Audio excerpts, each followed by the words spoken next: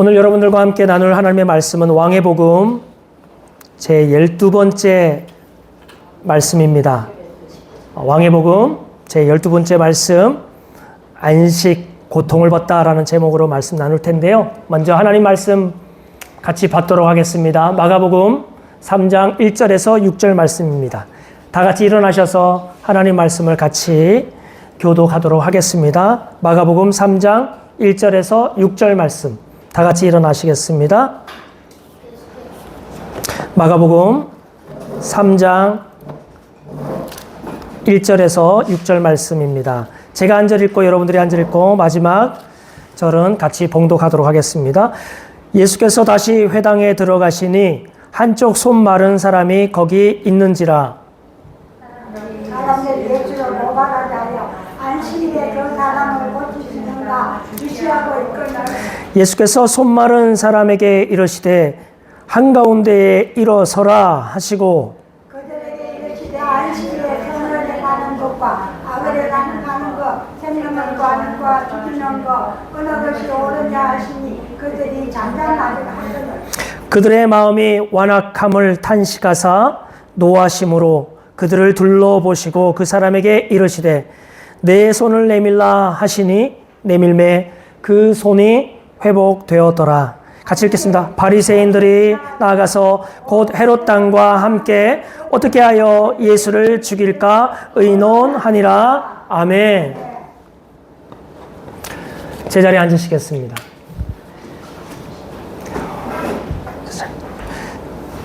자, 오늘 저는 두 주간 쉬었던 왕의 복음 시리즈 이어서 12번째 말씀을 같이 여러분들과 좀 나눠보려고 해요. 우리가 지금 3월부터 계속해서 왕의 복음이라는 큰 제목을 가지고 말씀을 나누고 있습니다. 왕이 우리에게 주시는 복음, 예수 그리스도가 우리의 왕이시기 때문에 그분이 우리에게 주시는 그 복음이 무엇인지에 대해서 지금 12번째 같이 말씀을 나누고 있는데요. 오늘 그 12번째 말씀인데 제목은 안식, 고통을 받다라는 제목으로 같이 말씀을 나누도록 하겠습니다. 지난 두 주간은 저희가 왕의 복음 시리즈가 아니라 다른 말씀으로 우리가 말씀을 나누었고 지난주는 우리 커넥트 교회에서 연합으로 예배를 드려서 또 다른 메시지로 전했는데요. 3주 전으로 거슬러 올라가 보면 왕의 복음 시리즈 11번째 제목이 무엇이었냐면 안식을 받으라라는 제목이었습니다. 그 제목의 본문은 오늘 본문 바로 이전인 마가복음 2장 후반부 내용이었잖아요. 이 후반의 내용을 잠깐 우리가 리뷰해보면 예수님의 일행이었던 제자들이 안식일날 뭔가 계속 이동을 하고 있었던 것 같습니다. 그 이동하는 길에 굉장히 시장했던지 그 밀이삭 밭 중간을 통과하면서 제자들이 그 밀이삭을 손에 걸리는 밀이삭을 이렇게 까서 부벼서 입에다가 넣기 시작했어요. 그것을 옆에서 계속 따라다니면서 염탐하던 이 바리새인들이 예수님께 와서 불평하면서 문제 삼았던 그 내용이었습니다. 오늘 그 본문을 통해서 우리가 무엇을 나누었나요? 네, 안식일에 예수님이 배고픈 자들에게 먹을 것을 주시는 분이시다라는 것을 예수님이 드러내셨습니다. 여러분들, 배고픈 자에게 진정한 안식이 무엇일 것 같습니까? 배고픈 자에게 진정한 쉼과 안식은 뭡니까? 자는 겁니까? 네, 배고픈 자에게는 그를 배부르게 해주는 것이 그것보다 더 안식이 되는 게 없죠. 배부르고 나서야 그제서야 졸리기도 하고 편안히 자리에 앉기도 합니다. 아마 금식을 해보거나 아마 여러 단식을 해본 경험이 있다면 배고플 때는 계속 온몸이 쑤시고 부담스럽고 불편하고 그런 것들 경험해 본 적이 있으실 것 같습니다. 그 장면에서 예수님은 이 배고픈 제자들에게 그 미리삭을 까먹는 것을 넉넉하게 허용하시고 배부른 건 아니지만 허기를 면하도록 제자들을 그것을 허락했지만 이 바리새인들의 초점은 시선은 어디에 있는가? 제자들의 허기짐과 배고픔에 있지 않아요.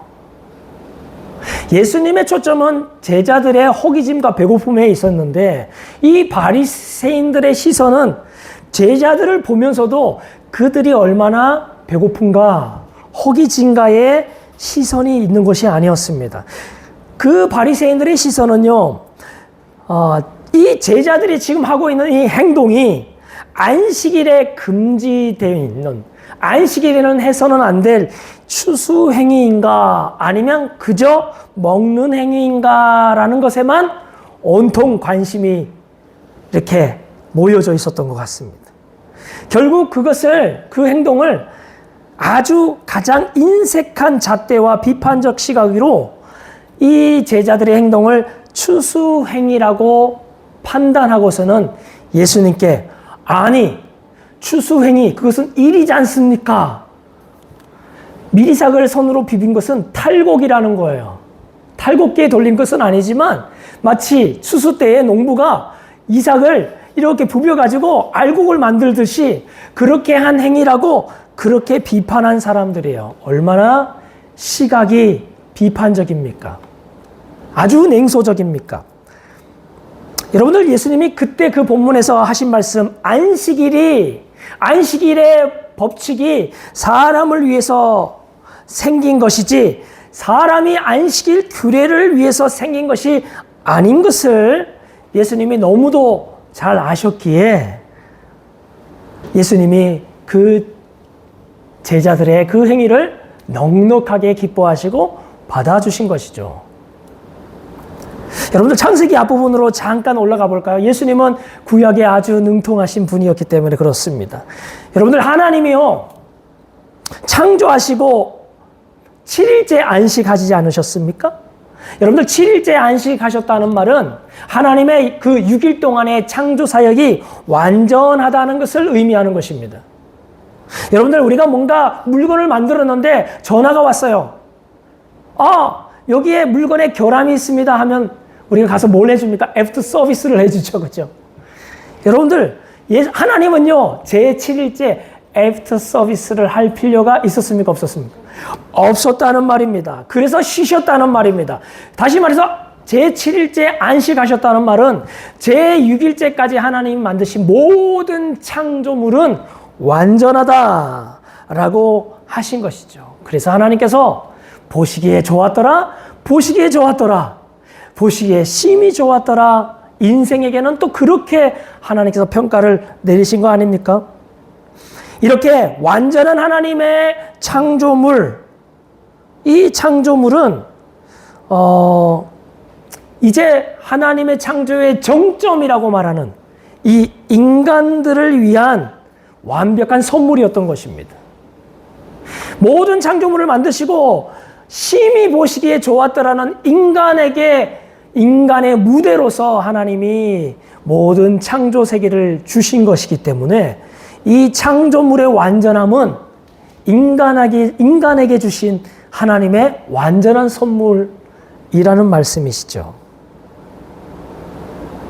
그러므로 제7일째 하나님의 안식 누림은요, 이제 그 완전한 창조물을 앞으로 누리고 다스리게 될 인생이 앞으로 누리게 될 선물 같은 안식이라는 말입니다.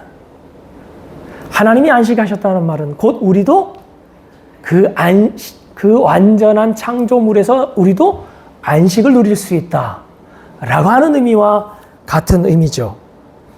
여러분 사실 우리에게 주어진 삶은 사실 선물입니다. 우리가 당연하게 누리는 이 자연 있잖아요. 우리가 당연하게 지금 사용하는 이 시간은요, 하나님이 우리에게 주신 선물이죠. 그곳에는요, 우리가 생존할 수 있도록 필요한 모든 것이 갖춰져 있습니다. 빛과 공기와 물이 우리가 마음껏 공짜로 쓸 수 있도록 하나님께서 만들어 놓으셨어요. 그 자연은 어떻습니까? 얼마나 또 아름답습니까? 사람들이 좀 망쳐서 문제이지 자연 그대로는 참으로 아름답기 그지 없는 것이죠. 그것만 있는 게 아니죠. 그것만 있는 것이 아니죠. 그곳에서는요, 아주 우리의 마음에 흡족한 만남도 있고요. 그곳에서는 우리가 사랑하는 가족도 있습니다. 하나님이 우리를 홀로 살게 내버려 두지 않았잖아요. 독처하게 하지 않으셨어요. 그곳에서 사랑하는 사람들을 만나게 하시고, 그리고 그 사랑하는 사람들이 모여서 아름다운 가정을 만들도록 하나님께서 이 우리의 삶에 선물을 하신 것이죠. 인생의 삶에는요, 이렇게 하나님이 주신 선물과 같은 이 인생의 삶에는요, 추억도 있고, 행복도 있고, 그리고 사랑도 있고, 사귐도 있는 것입니다. 인생에게 진정한 기쁨이 더욱더욱 넘쳐갈 수 있도록, 만족을 누릴 수 있도록, 배부름을 우리가 얻을 수 있도록 하나님께서 만드신 완전한 세상에는 그것들로 가득한 것입니다. 여러분들, 이 모든 것들을 다 두 번째로 한다고 하더라도, 차치하고라도요, 창조의 중심에는요, 누가 계십니까? 하나님이 계시죠. 하나님이 그 창조 세계 속에 바깥에 계시지 아니하시고 들어와 계신 거 아닙니까? 그죠? 하나님이 창조한 세계 속으로 들어오신다는 거, 그거는 우리가 당연하다고 생각했지만 사실은 굉장히 당연하지 않는 것입니다. 우리가 만약 그림을 그린다면 그림의 세계 속에 우리가 들어갑니까? 아니죠. 우리가 그냥 하나의 우리의 어떤 감상의 대상으로 여길 정도겠지만 우리가 손수 그 작품 속으로, 그림 속으로 들어가지는 않을 것이란 말이에요. 근데 하나님은 그 창조의 중심에 들어와 계시는 것입니다.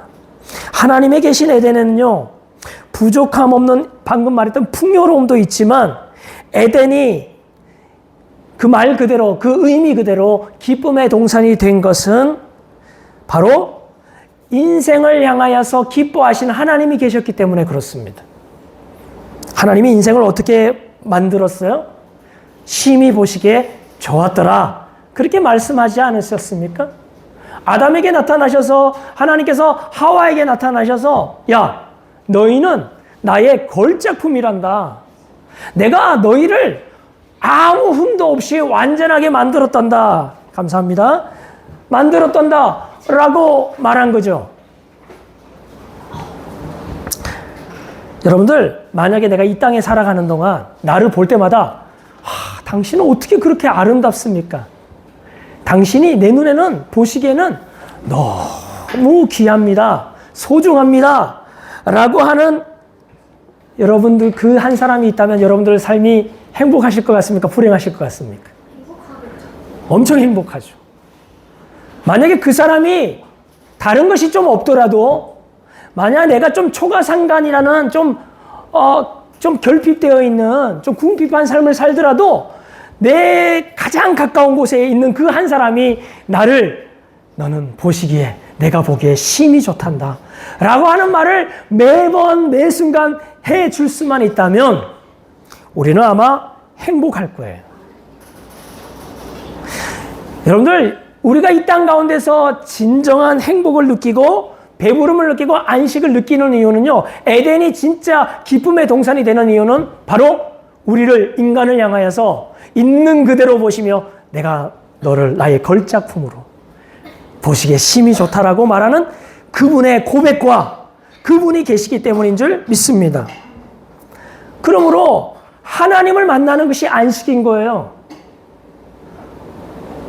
하나님이 만드신 이 완전한 세계를 우리가 누리는 것뿐만 아니라 가장 중요한 것은 하나님이 그곳에 계셔서 우리를 향하여 그렇게 대하신다는 말이죠. 여러분들, 우리가 안식일 날 그것을 누리는 겁니다. 안식일의 주인은 예수님이신 줄 믿습니다. 인자가 안식일의 주인이다. 성자 하나님이신 예수님, 그를 이 땅에 보내신 그 하나님을 만나는 것이 우리가 안식일에 누리는 가장 큰 안식인 줄 믿습니다. 이것이 오늘 지난 우리가 나누었던 말씀의 핵심이라고 한다면요, 오늘은 우리가 두 번째 메시지, 안식의 두 번째 메시지를 좀 나누려고 하는데요. 근데 문제는 뭐냐면요, 우리가 그 안식을 누리는가의 문제예요. 솔직하게 우리가 그 안식을 누리고 있습니까? 이 배부름을 누리고 있습니까? 이 안전함과 이 만족을 우리가 누리고 있습니까? 그렇지 못하는 거예요. 우리가 안식을 못 누리는 이유는요, 다른 이유가 아니라 바로 고통 때문에 그렇습니다. 우리 인생이 고통이 있습니다. 그 고통 때문에 안식할 수가 없어요. 배고픔의 고통도 있고 뭐 여러 가지 고통이 있지 않겠습니까? 그래서 오늘 우리가 나누는 이 말씀의 핵심은 뭡니까? 그 고통을 치유하시는 것, 그 고통을 벗는 것, 이게 안식이다라고 말하고 있습니다. 여러분들 치유라는 말은 당연히 뭘 생각하게 만듭니까? 치유의 목적은 뭡니까? 뭐가 있기 때문에? 병이 있기 때문에 그렇죠. 병을 연상시키는 것이죠. 그래서 오늘 본문에는요, 그 안식일에 병을 앓고 있는 한 사람이 등장합니다. 3장 1절입니다. 같이 한번 보실까요? 시작. 예수께서 다시 회당에 들어가시니 한쪽 손 마른 사람이 거기 있는지라. 여러분들 병을 앓고 있는 사람은요, 그 병이 주는 고통 때문에 안식을 누리지 못해요. 저는 요즘에 허리가 굉장히 아픕니다. 사실 지금도 허리 통증이 상당합니다. 소리 통증이 있으니까 지금 안식을 좀 못 누리고 있어요. 그런데 끝까지 잘 해보려고 합니다. 자, 그런데 허리 통증으로 인해서 여러분들 제가 요즘에 삶의 질이 상당히 좀 떨어져 있어요. 예전에는 느끼지 못했던 통증이 순간순간 찾아오기 때문에 그래요. 지하철을 타는 게 예전에는 아무 부담이 없었는데 요즘 지하철 타면 있잖아요. 자리에 앉으면 후휴 하는데 자리에 못 앉으면 어떻게 합니까? 이 자리를 찾으려고 헤매는 거죠. 자리가 노약자석에 앉을 수도 없고 그렇다고 해서 임산부석에서 앉을 수는 없는데 아무튼 그래서 가장 자리가 날 것 같은 그 사람 앞에 딱 서 있는데 그날따라 그 사람이 안 일어나는 거예요. 한 30분 가야 되는데 30분 내내 옆자리는 다 자리가 생기는데 그 사람만 안 일어나고 그럴 때 아주 힘들게 출근할 때가 있었던 걸 기억합니다. 원래는 아주 좋았죠. 허리가 아프다는 사람들을 보면요, 이해가 별로 안 갔습니다. 허리가 왜 아프지? 허리가 왜 아프지? 이런 생각이 들었습니다. 그런데 몇 년 전부터 이렇게 만성 허리 통증이 시작되어서 허리 통증이 점점 커지고 있는 거죠. 여러분들, 제가 아까 처음 얘기했듯이 허리가 아픈데 편안하겠습니까? 쉬겠습니까? 굉장히 불편하죠. 근데 저는 그나마 다행인 게 있습니다. 앉으면 안 아픕니다. 누워도 안 아픕니다. 그러니까 얼마나 다행이에요. 어떤 사람 허리 아픈 데 있잖아요. 앉아도 아프고 누워도 아프고 일어서도 아프면 그거 얼마나 괴롭습니까? 그죠? 진통제를 먹어야 겨우 살 것 같으면 얼마나 괴롭겠습니까? 근데 저는 그나마 다행인 거죠. 이처럼 여러분들 우리 모두에게는요, 무언가의 통증이 있어요. 그게 허리가 됐던 무릎이 됐던 가슴이 됐던 아랫배가 됐던. 아침에 우리 둘째 아들이 저한테 티셔츠를 이렇게 위로 착 뒤집더니 아빠 여기 좀 눌러봐. 그래서 왜? 거기 말고 옆에 여기 눌. 거기 아파. 그리고 여기 밑에는 그래서 누를 때 거기도 좀 아파. 아들이 뭔가 어디 부딪혔는지 지금 여기 옆구리 쪽이 통증이 있는 것 같아요. 여러분들 이렇게 아무튼 통증이 있어요. 여러분들 사람이요, 허리나 옆구리에만 통증이 있는 게 아니잖아요. 여러분 때로는 가장 우리를 힘들게 하는 통증은요, 마음의 통증이 아닌가라는 생각이 듭니다. 여러분들 우리 2025년 대한민국을 살아가 있는 우리들 있잖아요.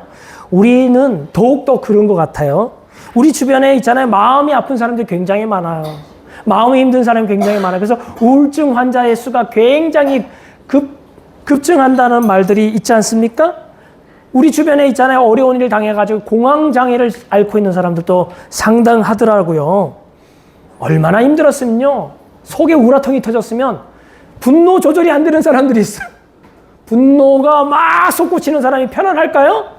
아니요. 속에 뭔가 가만히 있을 수가 없어서 이것을 쏟아내면 안 될 것 같으니까 분노 조절이 생기는 거잖아요. 그게 얼마나 고통스러운 겁니까? 여러분들 그것뿐만 아니라요, 요즘에 이혼율이 높으니까 가정이 깨어진 것을 경험하는 사람들이 얼마나 많아요. 한부모 가정에서 자라가는 아이들이 얼마나 많아요. 여러분들 우리 주변에 자살률이 높잖아요. 그러면 자살한 사람은 죽고 말지만 그 자살한 가족을 떠나보낸 가족들의 마음은 어떨까요? 고통 아닙니까? 요즘에 핸드폰 무슨 유튜브를 뜨기만 하면은 소아암을 앓고 있는 9살짜리 애가 나오더라고. 지호라고 하는 애인데 하도 보니까 이름도 외웠어. 지호. 소아암을 맞죠? 이지호인가? 임지호. 그 아이의 엄마가 가끔 멘트를 날리더라고요. 멘트하면서 저희가 병원에 갔는데요. 뭐 엑스레이를 찍었는데 MRI를 찍었는데 이만큼이 속에 있는 게 다 암이라는 얘기를 의사 선생님이 할 때 선생님 거짓말이죠? 거짓말이죠? 아니죠? 라고 자기가 그렇게 울면서 대답했다는 얘기를 들을 때마다 가슴이 아프더라고요. 아무튼 이렇게 우리 주변에 이래저래 가족으로 인해서 자신의 고통으로 인해서 힘겨워하고 아파하는 사람들 많이 있을 거예요. 사실 여러분들 고통이라고 하는 것은 죽음의 정상입니다. 고통이 조금 더 세지고 조금 더 세지고 조금 더 세지면 죽는 거예요.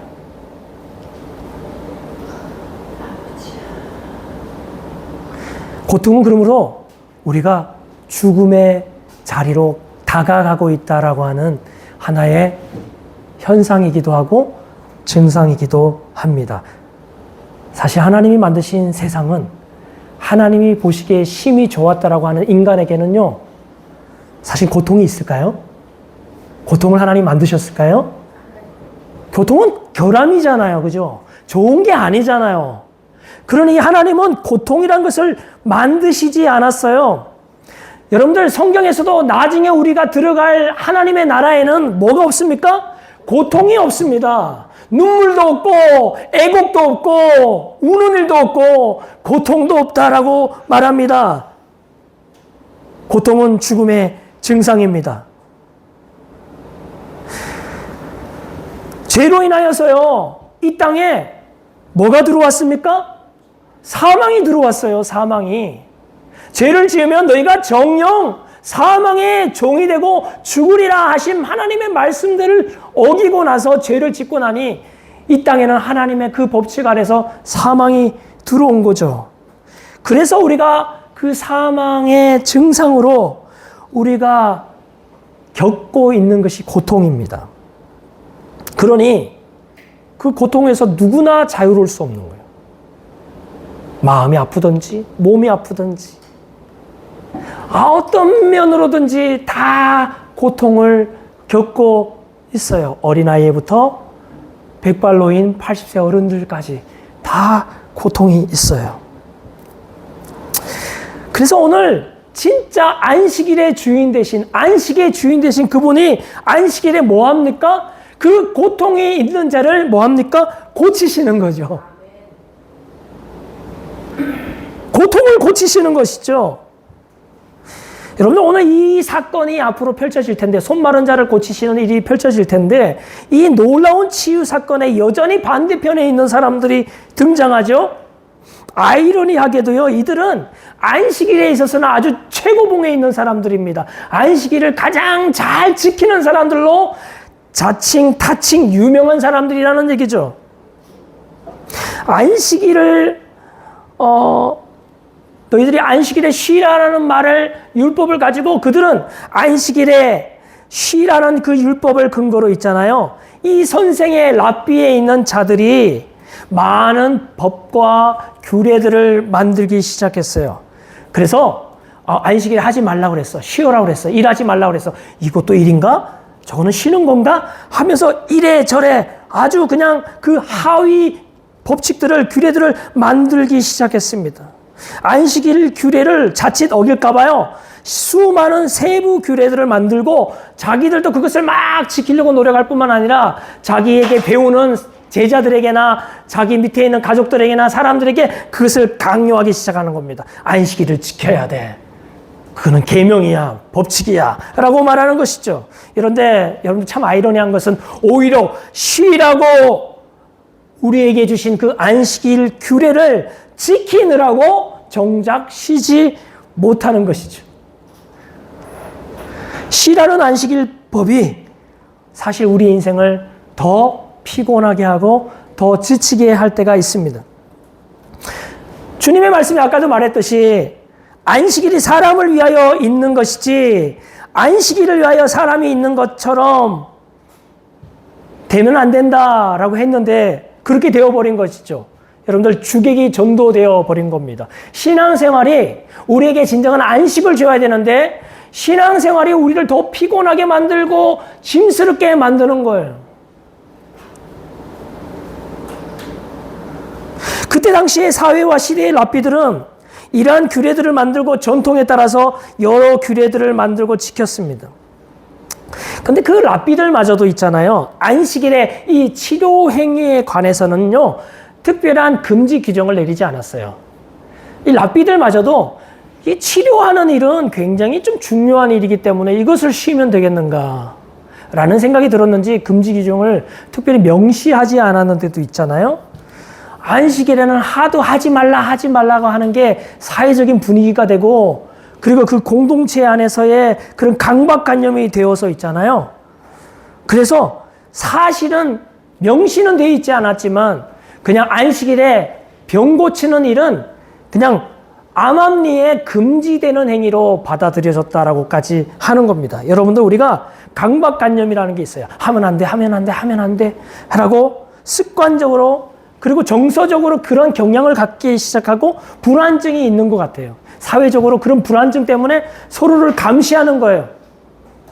마치 오늘 본문에 나타날 이 바리새인들이 손 마른 자를 고치시는 예수님을 향하여서 대뜸 나와서 불편하게 이야기하는 것과 같은 것이죠.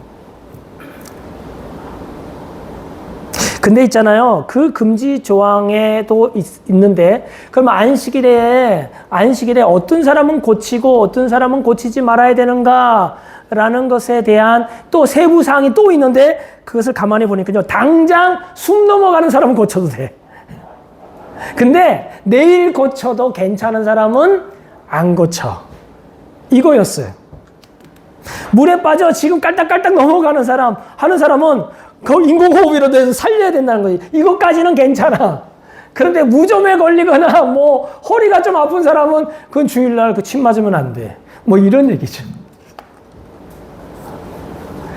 그러니 오늘 이 바리새인들이 손 마른 자, 손이 마비되어 가는 사람들을 고치는 것은 예수님을 고발하기에 어때요? 딱 좋은 거예요. 요건 지금 오늘 안 고쳐도 되는 거니까. 그래가지고 오늘 이 바리새인들이 예수님께 오는 것이죠. 2절 같이 읽어봤습니다. 사람들이 예수를 고발하려 하여 안식일에 그 사람을 고치시는가 주시하고 있거늘. 얼마 전에 안식일날 미리삭 주워 먹는 걸 고발했던 사람들이 이번에는요 안식일마다 예수님이 회당에 들어가서 말씀 전할 때 그거 지키면서 이렇게 딱 보니까 요 사람은 딱 걸린 거예요. 여러분들 그때 안식일에 한번 예수님이 귀신 들린 사람 고친 적이 있어요. 여러분들 귀신 들린 것은 표시 나나요? 안 나나요? 표시가 안 나잖아요. 물론 귀신이 발작하면 나겠지만 사실 그 사람이 귀신 들렸는데도 가만히 있으니까 예배 잘 드리고 있으니까 졸지도 않고 잘 드리고 있으니까 귀신 들린지 몰랐지. 근데 나중에 예수님 말씀을 전하니까 그 귀신이 속에서 쑥 나와가지고 발광을 하니까 발작을 하니까 귀신 들린 줄 알았던 거죠. 그런데 손마비 환자는요. 손을 한쪽을 손병신이죠. 손을 한 짝 못 쓰는 거죠. 좀 병신한 말씀 안 됩니다. 죄송합니다. 손 한 짝 못 쓰니까 눈에 티가 나요, 안 나요? 눈에 띄죠, 그죠? 눈에 딱 띄니까 손마비되고 오그라든 사람을 예수님이 어떻게 하는가라고 생각하는 겁니다. 예수님은 지금까지 고치시는 일을 계속해서 다녔던 분이니까 안식일에 요거 하는 거, 요 손 마른 사람 고치는 거는 요거는 불법인데 예수님 요거 지키나 안 지키나 그렇게 까지미 눈을 하고 이렇게 보고 있는 거죠. 예수님을 넘어뜨릴 아주 좋은 기회가 온 것 같습니다.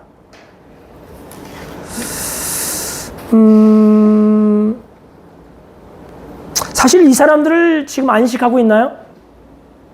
이 바리새인들은 안식하고 있나요? 이 사람들은 지금 검사 노릇하고 있는 거 아니에요? 이 사람은 지금 경찰 노릇하는 거 아닌가요? 자기들은 가만히 안식해야 되는데 누구 고발할 거 있나 없나, 고소할 거 있나 없나, 그거 호시탐탐 노리는 이 사람들도 사실 안식을 지키는 것도 아니에요, 사실은. 그래서 예수님이요,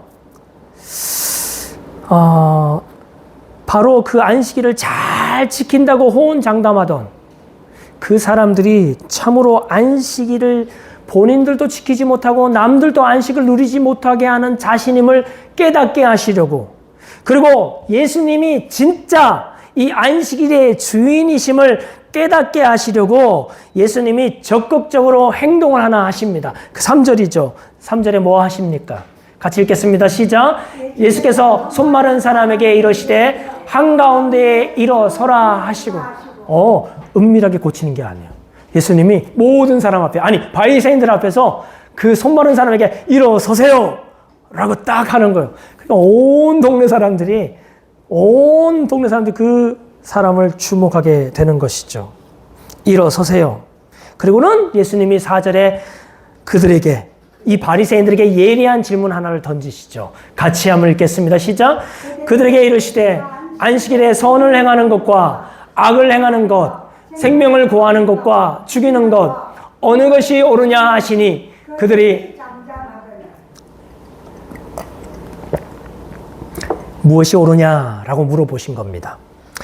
안식일에 선을 행하는 것과 악을 행하는 것 중에 무엇이 옳으냐 하는 것입니다. 선을 행하는 것은요, 예수님이 바로 이어서 말한 것처럼 생명을 구하는 것과 악을 행하는 것은 생명을 죽이는 것 중에 무엇이 옳으냐라고 말씀하시는 것입니다. 안식일이라고 생명을 죽이는 일을 택하여야 하겠느냐, 생명을 살리는 일을 해야 되겠느냐라고 하는 것이죠.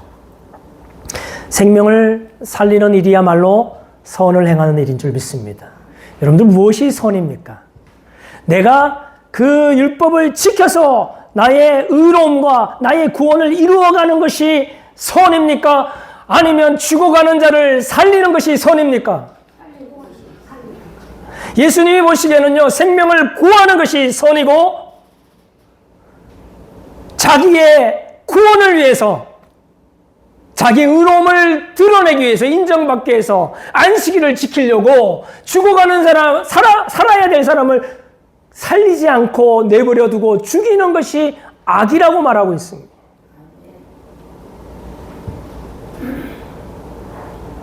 안식일은요, 고통을 고치시는 날인 줄 믿습니다. 우리에게 안식을 주시는 분은 그 일을 하시죠. 고통을 고치시는 분. 이 질문에 바리새인들은 상당히 당황했을 것 같습니다. 자신들이 지금 선을 행하는 자들이라는 확신 가지고 안식일 율법을 엄청 꼼꼼하게 지키려고 하고 있고 사람들에도 그것을 지키려고 하려고 했는데, 그래서 율법을 어기지 않고 지키려고 했기 때문에 그렇습니다. 그런데 예수님은 그들을 악을 행하며 율법을 진정으로 지키지 않는 사람이라고 규정한 것과 같습니다. 이 한마디가요. 여러분들 율법은 어떤 내용입니까? 율법의 핵심을 예수님이 뭐라고 요약하셨습니까? 하나님 사랑, 이웃 사랑. 하나님을 마음과 목숨과 뜻을 다하여 사랑하는 것과 내 이웃을 자기 몸처럼 사랑하는 것이 모든 율법을 핵심으로 요약한 것이라고 예수님 말씀하신 줄 믿습니다. 그러므로 내 이웃을 내 몸같이 사랑함으로 나아가는 모든 것이 선인 줄 믿습니다. 그것이 율법을 지키는 것이에요. 내 이웃을 내 몸같이 대하고 사랑하는 것. 그런데 오늘 이 바리새인들은 뭡니까? 그 이웃을 자기 몸처럼 생각했으면, 지금 손 말라서 아프면, 제가 허리 아픈데 가만히 이건 내 허리가 아니야 라고 하겠습니까? 허리가 아프니까 약도 바르고 앉아서 쉬기도 하고 마사지도 하고 할 거 아닙니까? 그죠? 그거 얼마나 고통스러운 거예요. 누가 그래요? 남이 죽는 것보다 내 손톱 밑에 가시 하나 박힌 게 더 아프다고 얘기하잖아요. 그죠? 내 몸이니까 아픈 거예요. 내가 저 사람의 고통을 깊이 이해하는 거, 그게 교양이라고 하더라고요. 어느 유명한 목사님이 그렇게 강의하더라고요. 인생이 가져야 될 그 교양은 뭐냐? 상대방의 고통을 헤아리는 마음. 그것이라고 말할 정도로 우리 안에 이웃의 작은 아픔과 고통을 내 몸의 고통처럼 헤아리는 거, 이게 율법을 지키는 거예요. 이게 선을 행하는 거죠. 예수님이 하신 치유는요, 사실 뭡니까? 구원이었습니다. 예수님이 그동안에 병을 고치는 사람들 병 고친 다음에 병 나았냐고 물어보지 않고, 너 병 나았다고 말하지도 않고 뭐라고 합니까? 오늘 내가 구원을 받았느니라, 이렇게 말했어요. 병으로 고통하는 사람. 병은 아니었지만 가장 고통스러운 사람이 한 사람이 있었어요. 삭개오였어요. 삭개오는 사람들로부터 굉장히 미움을 받던 사람이었습니다. 사람들로부터 아주 멸시를 받던 사람 아닙니까? 그래 주변에 친구가 하나도 없었어요. 게다가 외모는 난장이, 키는 엄청 짜리몽땅해가지고 어른들이 서 있으면 옆에 가는 예수님 얼굴도 안 보여가지고 뽕나무로 올라갈 정도로 아주 작은 신장 외모를 가지고 있던 사람 아닙니까? 그러니 그 사람 안에 있는 열등감이든 사람들로부터 세리라고 손가락질 당하며 그렇게 미움을 받던 그 고통 있잖아요? 그 삭개오를 예수님이 여리고에 살던 삭개오를 찾아가요. 그리고 삭개오를 만나서 삭개오 집에 내가 오늘 너희 집에 가서 같이 식사하고 한번 자야 되겠다 하고 딱 들어가서 그 안에 들어가서 예수님이 삭개오한테 했던 말이 뭡니까? 이제 마음이 좀 풀리냐? 라고 하지 않고 오늘 구원이 이 집에 이르렀으니 이 사람도 아브라함의 자손이미로다. 여러분 이게 구원입니다. 그 사람이 가장 고통스러워하는 것을 주님께서 해결해 주시고 치유하여 주시는 것. 그것이 구원이에요.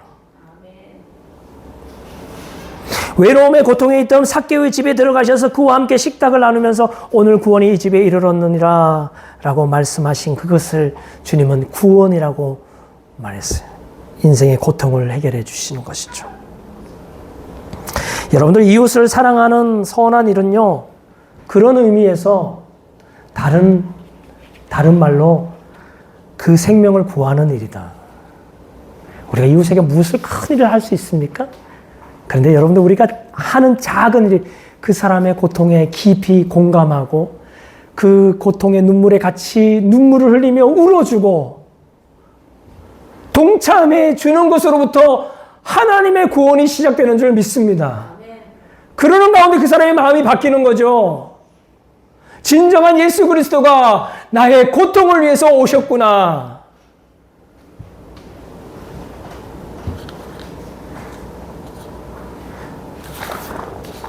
바리새인은요, 그 손마른 자의 고통에는 관심이 별로 없었어요.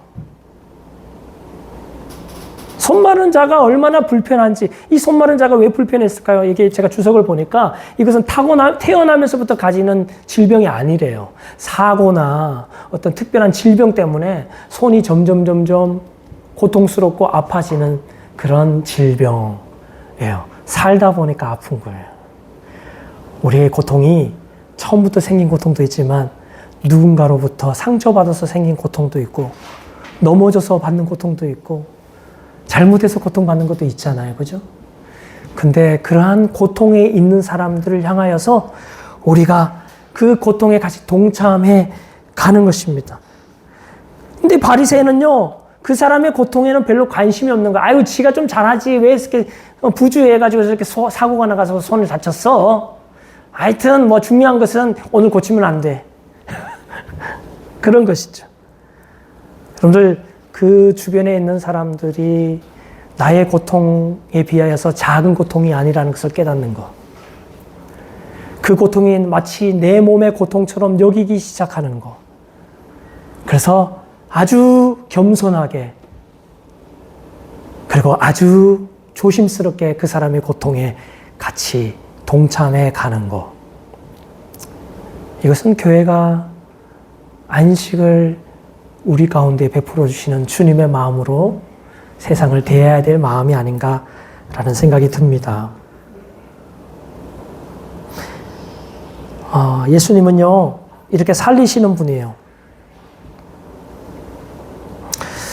그러므로 우리의 선과 악은 살리는 일인가 죽이는 일인가로 분간이 될 겁니다. 우리가 앞으로 선을 행할 때에 그 선이 무엇인가?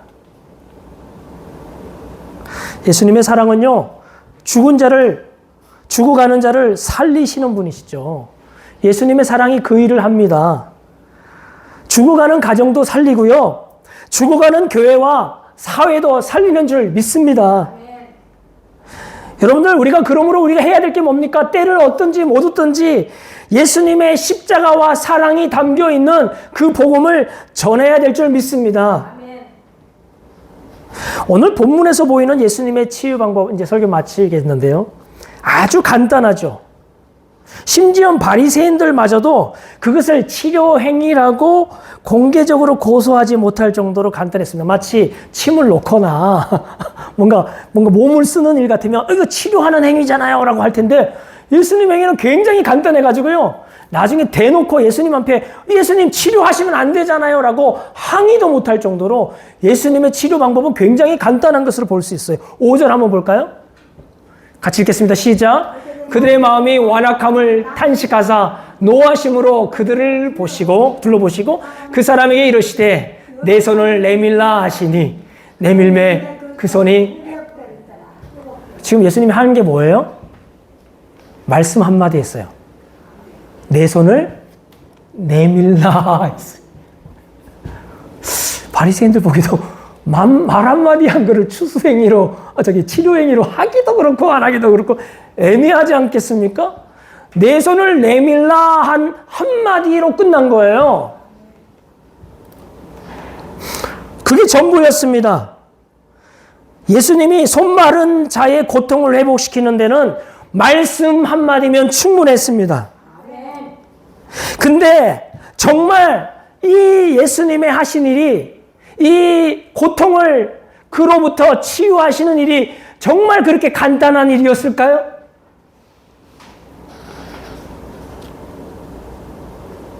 예수님이 우리를 구원하시는데 말씀 한마디로 나아라 하시면 우리가 죄의 병에서, 죄의 고통에서 낫는 것입니까? 여러분, 성경을 자세히 보면 그렇지 않아요.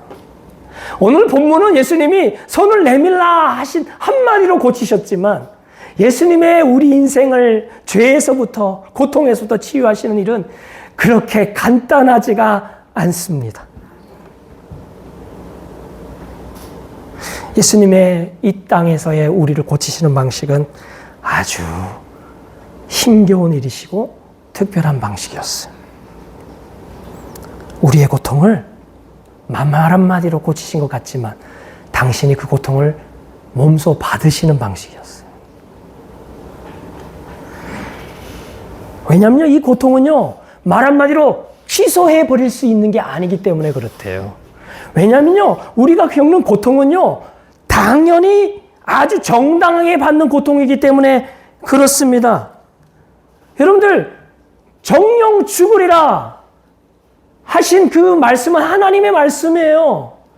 죄 아래에 있는 인생에게 하나님께서 공의의 법정에서 하신 말씀이기 때문에 그 죽으리라 하는 죽음의 증상인 고통은 굉장히 당연한 것이고 정당한 것이기 때문에 그렇습니다. 그래서 말 한마디로 없이 할 수가 없는 거예요. 마치 법관이 죄인을 향하여서 죄가 있는데도 불구하고 너 죄 없어 라고 말 못하는 것과 같은 거예요. 그러면 그 사람은 공의로운 재판관이 아닌 거죠. 하나님은 공의로운 재판관이신 줄 믿습니다. 그러니 예수님은 그 고통을 어떻게 하십니까? 받으시는 것이죠. 이사야 53장 5절을 한번 같이 읽어보겠습니다. 잘 아시는 말씀이잖아요. 같이 읽겠습니다. 시작. 그가 찔림은 우리의 허물 때문이요. 그가 상함은 우리의 죄악 때문이라. 그가 징계를 받음으로 우리는 평화를 누리고 그가 채찍에 맞음으로 우리는 나음을 받았도다. 사실 우리가 우리의 허물과 죄악 때문에 우리가 뭐 합니까? 찔림을 받는 거예요. 상함을 받는 거예요. 징계를 받고 채찍을 맞는 거예요. 이것은 당연한 법칙이에요. 그런데 오늘 봅니까? 우리의 허물과 죄악 때문에 누가 받습니까? 그가 찔림을 받고 그가 상함을 받고 그가 징계를 받고 그가 채찍에 맞는 고통을 받으시는 줄 믿습니다. 이것 때문에 우리가 병에서 고통에서 나음을 받는 것이죠. 하나님과 영원히 버림받을 우리가 하나님과 영원한 평화를 누리게 되는 줄 믿습니다. 여러분들, 우리에게 주어지는 이 구원과 고통에서의 회복은 공짜인 것 같지만 하나님과 예수님에게는 결코 공짜가 아니에요. 엄청난 사랑 때문에 받으시는 희생과 고통과 수고로 지불되어진 것이 우리의 나음이요 우리의 회복인 줄 믿습니다. 이 예수님은 이제 우리를 치유하시려고 고난과 고통을 몸소 어디서 받으셨어요? 십자가에서 받으신 줄 믿습니다. 그래서 그분은요, 그 고통을 받으셨기 때문에 우리를 잘 아세요. 죄로 인하여서 공의의 법정 앞에서 벌을 받는 그 벌의 고통이 얼만큼 큰지를 아는 것이죠. 이사야 53장 5절에 이렇게 말합니다. 같이 읽겠습니다. 시작. 3절. 그는 멸시를 받아 사람들에게 버림받았으며 강고를 많이 겪었으며 질고를 아는 자라. 마치 사람들이 그에게서 얼굴을 가리는 것 같아 멸시를 당하였고 우리들 그를 귀히 여기지 아니하였도다. 여러분들, 오늘 본문을 자세히 보세요. 예수님은 아시는 분이십니다. 멸시를 받아서 멸시를 아시는 분이십니다. 멸시받는 것의 고통을 아시는 것이죠. 버림받았으며 버림받음의 고통을 아시는 분이십니다. 여러분, 우리가 인생 가운데서 오늘 여러 가지 고통 중에 사람들의 얼굴을 가리는 것 같아서 사람들로부터 외면을 받는 것, 사람들의 고개 돌림을 받는 것, 그것의 비참함과 그 멸시와 그 고통을 주님이 아시죠. 질고를 아는 자라. 질고가 뭡니까? 질고가 병이에요, 병. 몸에 있는 고통이에요. 예수님은 질고를 아는 자라 이렇게 얘기했어요. 여러분들, 오늘 주님이요 우리 인생의 고통을 아시는 분이신 줄 믿습니다. 왜냐하면 우리의 고통을 이미 십자가에서 다 담당하셨기 때문인 줄 믿습니다. 그분은 우리를 아시고 이미 우리의 고통을 대신 받으셨고 지금도 우리가 이 땅 가운데서 고통의 땅 가운데서 이래저래 상처받으며 마음에 상처받으며 몸에 상처받으며 살아가는 우리의 고통을 깊이 아시는 분이신 줄 믿습니다. 그리고 우리에게 말합니다. 너의 인생의 모든 고통을 내가 담당하였다. 내가 찔림으로, 내가 채찍에 맞음으로 너희가 나음을 입었도다. 우리를 아시고 우리의 고통을 대신 받으셨고 우리의 고통을 지금 아시는 그분이 그 십자가의 복음 한마디로 우리에게 말씀하시죠. 손을 내밀라. 여러분들, 십자가의 복음으로 우리를 향하여서 이렇게 말씀합니다. 너의 고통의 그 손, 아파하는 그 손을 내밀라. 우리가 손을 내밀게 됩니다. 여러분들, 주님이 우리에게 뭘 요구하십니까? 믿음을 요구하시는 줄 믿습니다. 아멘. 믿음은 주님의 생명과 주님의 호의와 주님의 구원을 받는 자격 없는 자들이 내미는 손과 같은 줄 믿습니다. 오늘 우리가 주님의 복음을 들을 때에 단 한마디의 말씀, 너의 손을 내밀라 라고 하시는 그 주님이 어떤 분이신지, 나를 위하여서 어떤 일을 행하신 분이신지, 나를 위해서 어떤 고통을 대신 담당하신 분이신지, 그분이라면 나에게 손을 내밀라 하시는 그 손을 내밀라는 말씀이 우리의 모든 고통을 낫게 하시는 줄 믿습니다. 복음이 그래서 우리에게 능력이 되고 우리의 치유가 되고 우리의 회복이 되는 줄 믿습니다. 오늘 안식일에 이 일을 행하셨다는 말이죠. 안식일의 주인 되신 주님이 안식을 우리에게 주시는 줄 믿습니다. 우리를 향하여 오늘도 믿음의 손을 내밀어라 하십니다. 너의 아픈 몸을 나에게 맡기라 하십니다. 우리를 누구보다 더 잘 아시는 그 주님께서 사람들로부터 외면당하고 그리고 육신의 상처를 받고 고통을 당하는 우리의 몸을, 우리의 마음을 주님께 내놓으라 하시는 줄 믿습니다. 그분 앞에 우리의 몸을 내려놓고 마음을 내려놓고 치유받고 생명을 누리는 복된 안식일 되시기를 축복합니다. 그 안식을 날마다 누리고 그 안식 가운데에 기쁨과 평안을 누리는 저와 여러분들 되시기를 바랍니다. 초대교회 사도였던 바울이 각 교회에게 편지할 때마다 무엇을 빌었습니까? 우리 주 예수 그리스도 안에서 너희에게 하나님의 주 예수 그리스도의 은혜와 평강과 기쁨이 넘칠지어다 라고 축복하신 줄 믿습니다. 안식하는 자에게 주시는 선물, 기쁨과 평안과 감사와 은혜인 줄 믿습니다. 우리 대신 고통을 몸소 입으신 그것은 복음이죠. 그죠? 우리가 고통을 벗다. 안식이죠. 오늘 설교 제목이 안식, 고통을 벗다예요. 고통을 벗는 것이 복음이죠? 근데 고통을 입다도 복음입니다. 고통을 입으신 그 예수 그리스도와 함께 고통을 함께 내가 몸소 이웃을 위해서 받는 것도 복음인 줄 믿습니다. 그 고통과는 비교할 수 없는 하늘의 위로와 하늘의 칭찬이 있기 때문에 복음이죠. 고통을 대신 몸소 입으신 그 복음을 이웃에게 헌신과 사랑으로 전하는 우리 더샘교회 되시기를 예수 그리스도로 축복합니다.